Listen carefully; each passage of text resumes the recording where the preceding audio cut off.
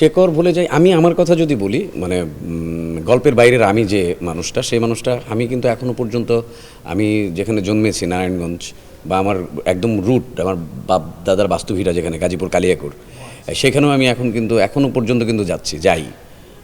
আমি মানে যে কোনো কাজ করছি, যাই করি না কেন, আমি আমার শেকড়টাকে কিন্তু একদমই ভোলার চেষ্টা করি না, এবং সেখানে এখনও পর্যন্ত আমি নদী, বিল, ডোবা সব কিছুতে আমি মানে হাতড়ে বেড়াই, দৌড়ে বেড়াই। এই গল্প অভিনয় করতে গিয়ে নিশ্চয়ই অনেকটা এনজয় করেছেন। খুবই এনজয় করেছি, কারণ হচ্ছে যে যেহেতু শেকরের সাথে আমার আমার নারীপোতা আছে, সো সেই জায়গা থেকে আমার কাছে মনে হয়েছে যে এই গল্পটার সাথে তো আমিও আগে থেকেই কানেক্টেড। কাজ করতে গিয়ে আমার কাছে মনে হয়েছে যে এই কাজটার সাথে সম্পৃক্ত হতে পেরে, বা যেহেতু কাজটা করতে পেরেছি, আমার কাছে ভালো লেগেছে আসলে।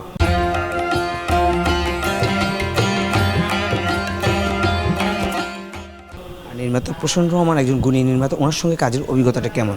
খুবই দারুণ, উনি খুবই ডাউন টু আর্থ, এবং চুপচাপ স্বভাবের, কাজটাই মনোযোগ দিয়ে করেন, এবং অভিনেতাকেও সে দারুণ করে স্পেস দিয়ে দেন।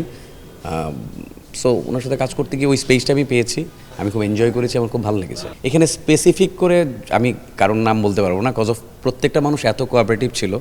আমি না এফ এস নাইম ভাইয়ের মাধ্যমে আমার এই শেকড় চলচ্চিত্রে যুক্ত হওয়া।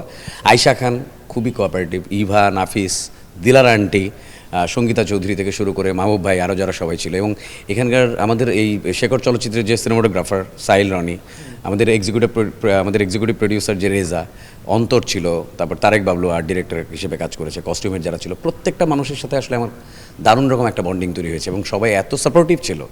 একটা কাজ যখন খুব সবাই চারদিক থেকে সবাই যখন সাপোর্ট করে, তখন কিন্তু সেই কাজটা খুব সহজ হয়ে যায় আসলে।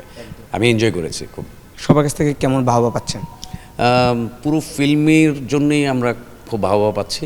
দেশের বাইরেও অলরেডি এই শেকড় চলচ্চিত্রটি সমাদৃত হয়েছে, দেশেও সবার মধ্যে এক ধরনের শেকড়ের যে টান, আমার কাছে মনে হয়েছে যে সেই শেকড়ে ফেরা হয় না তো অনেকের বাস্তবতায়। হ্যাঁ, সো যারা ছবিটা দেখেছে, কেউ কেউ কেঁদেছে, কেউ কেউ হেসেছে, আবেগে আপ্লুত হয়েছে। সো আমার মনে হয় যে ভালো লেগেছে সবার।